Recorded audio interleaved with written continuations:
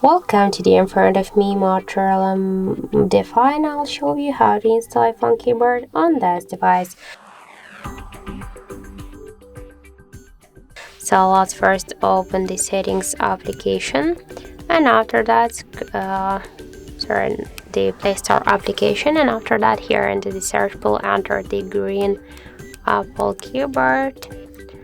And now we should get this application, so tap to install and wait a couple of seconds while application downloading and then installing on your device. After that, just click here to open the app, click enable in settings, near the green Apple keyboard click once on the switcher, then tap to OK, again OK, and go back.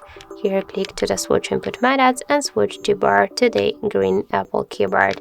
Now the process is finished, and here you can see. So let's just go to the app search. We can see the look of our new device keyboard, and this keyboard is so close to the iPhone one as all of the emojis. So that's it. Thank you for watching, and if you find this video helpful, don't forget to leave a like, comment and to subscribe our channel.